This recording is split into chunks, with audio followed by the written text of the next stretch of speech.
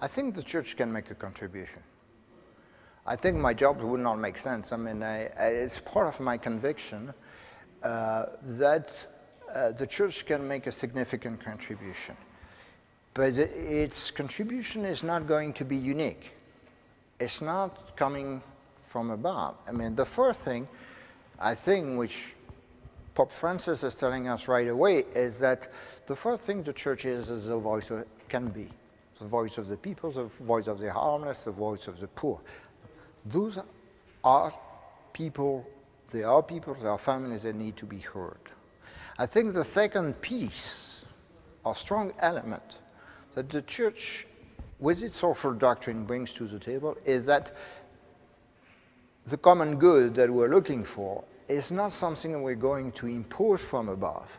It is going to be the result of a dialogue, a constructive dialogue. And that's, I think, one of the key value, or the key message, in a world which can be threatened by violence, where we can prefer bombs over dialogue. The best, the most sustainable, the most direct, in many sense, ways to address those challenges is through dialogue. And finally, I think, I mean, connected into that, because one is a process, the second is a starting point, I think the overarching goal are the values we are caring for. And many occasions, people are telling me, if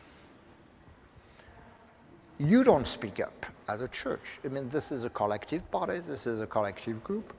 There are Christians all around the world. Today, there are very few groups who can speak up and say, well, we stand for these values. These are more important than some immediate direct interest, which we can craftily embed it into a form of utilitarianism.